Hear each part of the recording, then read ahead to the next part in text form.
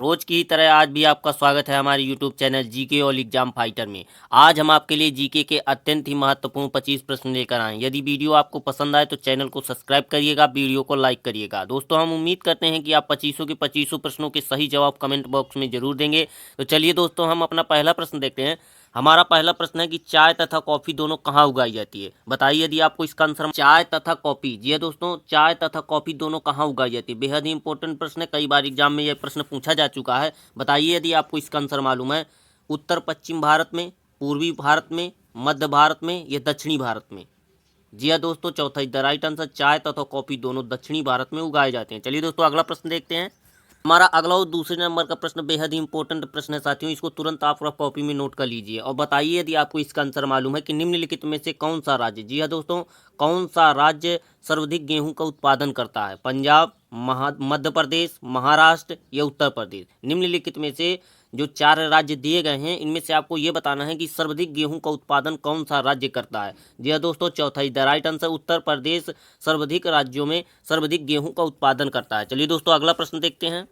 हमारा अगला और तीसरे नंबर का प्रश्न बेहद ही इंपॉर्टेंट है साथियों। यदि आपको इसका आंसर मालूम है तो कमेंट करके बताइए कि महारौली अभिलेख से किस सम्राट से संबंध में जानकारी प्राप्त होती है। बेहद ही इंपॉर्टेंट है, कई बार एग्जाम में पूछा गया प्रश्न है ये कि महरौली अभिलेख से किस सम्राट के संबंध में जानकारी प्राप्त होती है।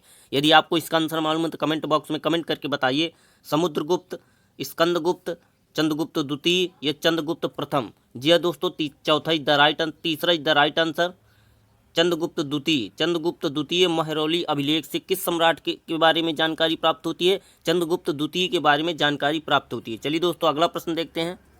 हमारा अगला और चौथे नंबर का प्रश्न है, हड़प्पा संस्कृति किसके समकालीन। बेहद ही इंपॉर्टेंट प्रश्न है साथियों, ये टीजीटी। जी हाँ दोस्तों, टीजीटी हिस्ट्री टीजीटी में पूछा गया प्रश्न है कि हड़प्पा संस्कृति। आप इसको तुरंत नोट कर लीजिए, बेहद इंपॉर्टेंट प्रश्न है। मैं आपके लिए सिर्फ वही प्रश्न लेकर आया हूँ जो कई बार एग्जाम में पूछे गए, या हो सकता है आपके अगले एग्जाम में या देखने को प्रश्न मिल जाए। हड़प्पा संस्कृति किसके समकालीन है, यह प्रश्न टीजीटी में पूछा गया प्रश्न है। बताइए यदि आपको इसका आंसर मालूम है कमेंट बॉक्स में। लौह युगीन, ताम्रयुगीन, नवपाषाण कालीन या कांस्य युगीन। जी हाँ दोस्तों, दूसरा is the right answer, Harappa संस्कृति किसके समकालीन है। ताम्रयुगीन समकालीन है। चलिए दोस्तों, अगला प्रश्न देखते हैं। हमारा अगला और 5वें नंबर का प्रश्न है कि भारत का अंतिम राजपूत शासक कौन था। बेहद ही इंपॉर्टेंट प्रश्न है साथियों, यह टीजीटी। जी हाँ दोस्तों, टीजीटी में पूछा गया प्रश्न है।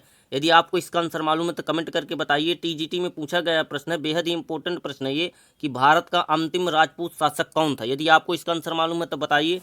जयचंद, हर्षवर्धन, पृथ्वीराज चौहान या सिद्धराज जयसिंह। जी हाँ दोस्तों, तीसरा द राइट आंसर, भारत का अंतिम राजपूत शासक कौन था। पृथ्वीराज चौहान था। चलिए दोस्तों, अगला प्रश्न देखते हैं। यदि आपको यह वीडियो पसंद आया हो तो चैनल को सब्सक्राइब करिएगा, वीडियो को लाइक करिएगा, ताकि हर रोज आपको ऐसे ही मज़ेदार वीडियो मिलते रहें। चलिए दोस्तों, हमारा अगला और 6वें नंबर का प्रश्न है कि निम्नलिखित में से कौन सा शब्द क्रिकेट से संबंधित नहीं है। जी हाँ दोस्तों, बताइए यदि आपको इसका आंसर मालूम है कि निम्नलिखित में से कौन सा शब्द क्रिकेट से संबंधित नहीं है। फाइन, कॉट, मिड विकेट या लव। जी हाँ दोस्तों, चौथा the right answer, love. Love हमारा जो है क्रिकेट से संबंधित नहीं है। बाकी फाइन, कॉट और मिड विकेट ये हमारे क्रिकेट से संबंधित या क्रिकेट में उपयोग किए जाने वाले शब्द हैं। चलिए दोस्तों, अगला प्रश्न देखते हैं। हमारा अगला और 7वें नंबर का प्रश्न है कि प्लासी का युद्ध। वेरी वेरी इंपॉर्टेंट प्रश्न है, आप इसको तुरंत रफ कॉपी में नोट कर लीजिए। हो सकता है आपके अगले एग्जाम में यह प्रश्न आपको 100% देखने को मिल जाए कि प्लासी का युद्ध बंगाल के नवाब सिराजुद्दौला और क्लाइव के बीच कब लड़ा गया था। बेहद इंपॉर्टेंट प्रश्न है, कई बार एग्जाम में दोहराया हुआ प्रश्न है ये कि प्लासी का युद्ध बंगाल के नवाब सिराजुद्दौला और क्लाइव के बीच कब लड़ा गया था। 26 जून 1954 को, 28 जून 1959 को, 1759 को, 25 जून 1756 को या 23 जून 1757 को। बताइए दोस्तों यदि आपको इसका आंसर मालूम है। जी हाँ दोस्तों, चौथा द राइट आंसर, 23 जून 1757 को। चलिए दोस्तों, अगला प्रश्न देखते हैं। हमारा अगला और 8वें नंबर का प्रश्न बेहद ही इंपॉर्टेंट है साथियों, इसको आप तुरंत रफ कॉपी में नोट कर लीजिए। 100% आपको यह एग्जाम में देखने को मिलेगा प्रश्न कि मुस्लिम लीग ने किस दिन को सीधी कार्यवाही दिवस के रूप में चुना था। बताइए यदि आपको इसका आंसर मालूम है कमेंट बॉक्स में। आप लोगों को कई ऐसे प्रश्न होंगे जिनके आपको 100% जवाब मालूम है, लेकिन फिर भी आप लोग कमेंट नहीं करते हैं। आप लोग हमारे सपोर्ट के लिए, कम से कम हमारे सपोर्ट के लिए आप लोग आंसर को कमेंट करिए। चलिए दोस्तों, बताइए यदि आपको इसका आंसर मालूम है कि मुस्लिम लीग ने किस दिन को सीधी कार्यवाही दिवस के लिए चुना। 3 दिसंबर 1949 को, 16 अगस्त 1946 को, 16 मई 1946 को या 4 दिसंबर 1946 को? जी हाँ दोस्तों, दूसरा इज द राइट आंसर। 16 अगस्त 1946 को मुस्लिम लीग ने सीधी कार्यवाही के दिवस के रूप में चुना। चलिए दोस्तों, अगला प्रश्न देखते हैं। हमारा अगला 9वें नंबर का प्रश्न है कि निम्नलिखित में से कौन सा शब्द हॉकी के खेल से संबंधित नहीं है? वेरी वेरी इंपॉर्टेंट प्रश्न है, कई बार एग्जाम में पूछा गया प्रश्न है। हो सकता है ये प्रश्न आपके अगले एग्जाम में देखने को मिल सकता है कि निम्नलिखित में से कौन सा शब्द हॉकी के खेल से संबंधित नहीं है? सोडा लाइन, ब्रेकर, हैट्रिक या हॉफ वाली? बताइए यदि आपको इसका आंसर मालूम है। जी हाँ दोस्तों, पहला is the right answer, soda line. यह हॉकी के खेल से संबंधित शब्द नहीं है। चलिए दोस्तों, अगला प्रश्न देखते हैं। अगला 10वें नंबर का प्रश्न, यह भी प्रश्न बेहद ही इंपॉर्टेंट है, आप पहले ही इसको तुरंत रफ कॉपी में नोट कर लीजिए। वेरी वेरी इंपॉर्टेंट प्रश्न है, हो सकता है आपके अगले एग्जाम में यह प्रश्न देखने को मिल जाए, क्योंकि यह प्रश्न कई बार एग्जाम में दोहराया हुआ प्रश्न है कि वह घटना कौन सी थी जिसके बाद महात्मा गांधी ने असहयोग आंदोलन प्रारंभ किया? बताइए यदि आपको इसका आंसर मालूम है।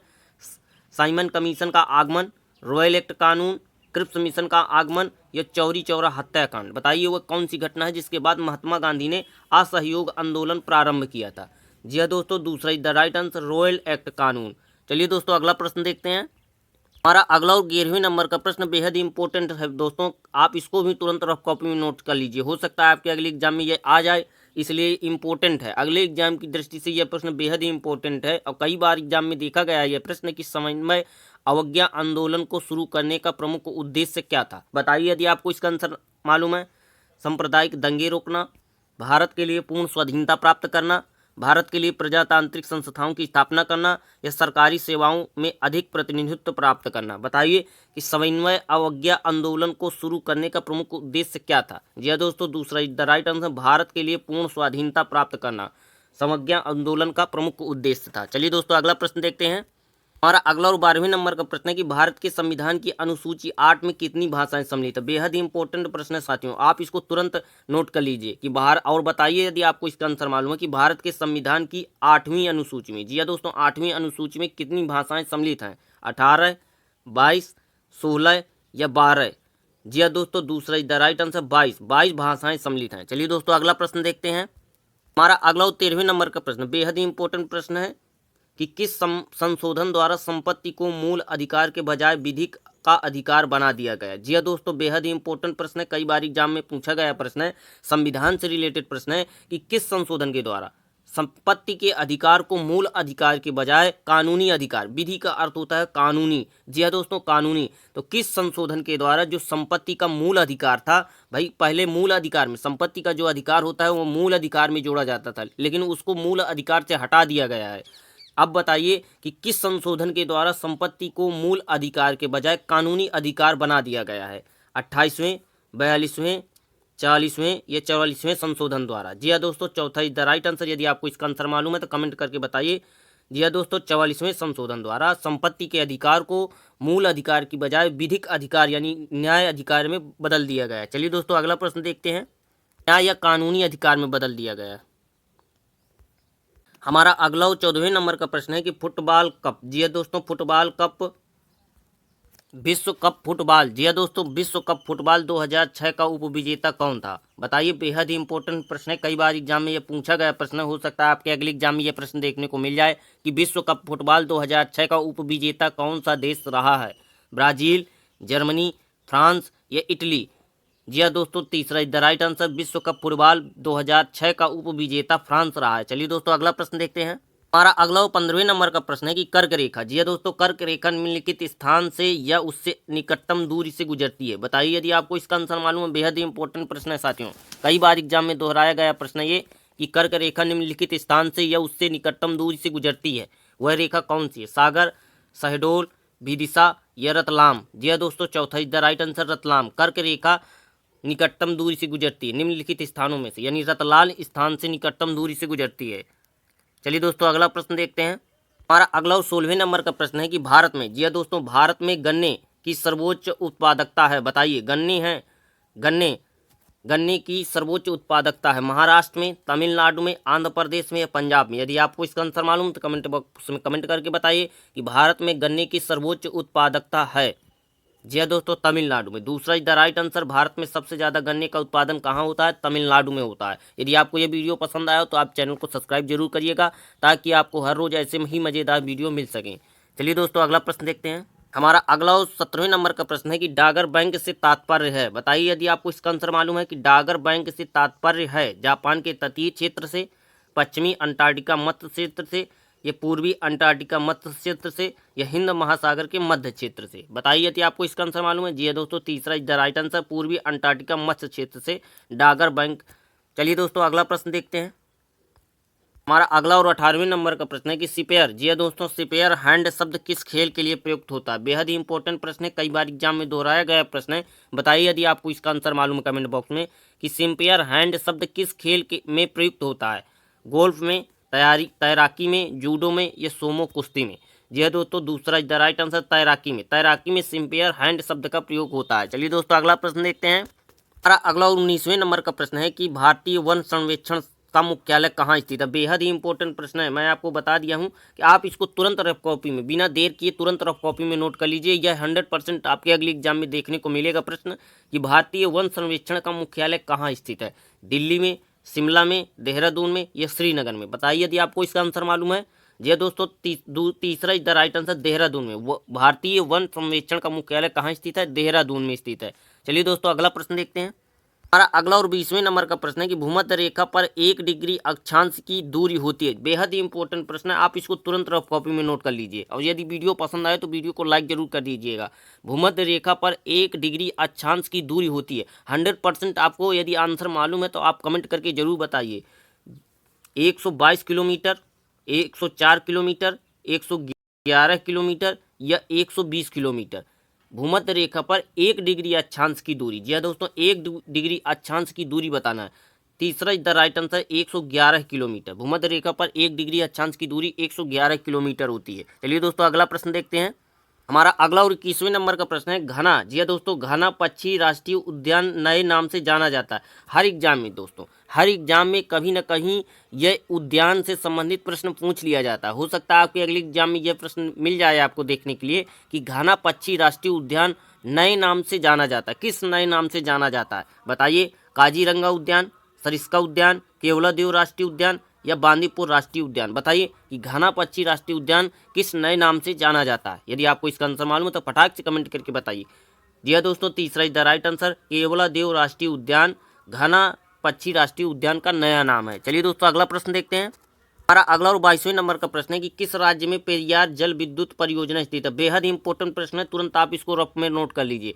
किस राज्य में, और बताइए यदि आपको इसका आंसर मालूम है कि किस राज्य में पेरियार जल विद्युत परियोजना स्थित है।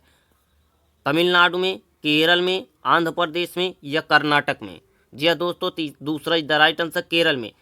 केरल में पेरियार जल विद्युत परियोजना स्थित है। चलिए दोस्तों अगला प्रश्न देखते हैं। हमारा अगला और 23वें नंबर का प्रश्न है कि भारत की पहली मानव विकास रिपोर्ट कब जारी की गई थी। बेहद ही इंपॉर्टेंट प्रश्न है, वेरी वेरी इंपॉर्टेंट प्रश्न है साथियों। आप इसको तुरंत बिना देर किए रफ कॉपी में नोट कर लीजिए और बताइए यदि आपको इसका आंसर मालूम है कि भारत की पहली मानव विकास रिपोर्ट, जी हाँ दोस्तों, पहली मानव विकास रिपोर्ट कब जारी की गई थी। मार्च 2000 में, अप्रैल 2002 में, जून 2002 में, या अप्रैल 2001 में। जी हाँ दोस्तों, दूसरा इज द राइट आंसर अप्रैल 2002 में भारत की पहली मानव विकास रिपोर्ट जारी की गई थी। चलिए दोस्तों अगला प्रश्न देखते हैं। हमारा अगला और 24वें नंबर का प्रश्न है कि खजुराहो के मंदिर किस वंश के राजाओं ने बनवाए थे। बेहद ही इंपॉर्टेंट प्रश्न है, 100% एग्जाम में पूछा गया प्रश्न है ये कि खजुराहो के मंदिर। जी हाँ दोस्तों, खजुराहो का मंदिर बहुत ज़्यादा प्रसिद्ध है, उससे अधिकतर प्रश्न बनते रहते हैं और यह प्रश्न बना है हमारा टीजीटी में। जी हाँ दोस्तों, टीजीटी में पूछा गया प्रश्न है कि खजुराहो के मंदिर के किस वंश के राजाओं ने बनवाए थे। परमाल, चालुक्य, चोल, या चंदेल।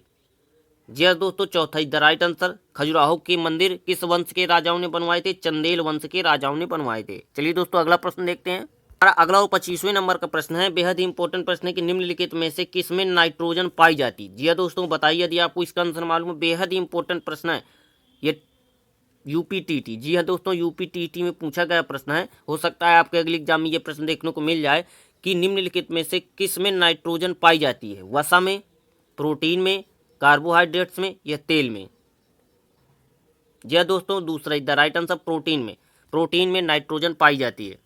दोस्तों आज का यह हमारा वीडियो यहीं पर समाप्त होता है। यदि आपको यह वीडियो पसंद आया हो तो वीडियो को लाइक जरूर करिएगा ताकि आपको हर रोज़, जी हाँ दोस्तों, वीडियो को लाइक करना है, चैनल को सब्सक्राइब करना है ताकि एक भी वीडियो न छूटने पाए और हर रोज़ आपको एक नया वीडियो मिल सके। आप और हमको, जी हाँ दोस्तों, यदि जब आप और हम मिलकर मेहनत करेंगे तो आपका सिलेक्शन पक्का होगा। इसलिए आपको भी हमारा सपोर्ट करना है कि हम भी आगे बढ़ सकें। नमस्कार साथियों, जीके और एग्जाम फाइटर को जरूर याद रखिएगा।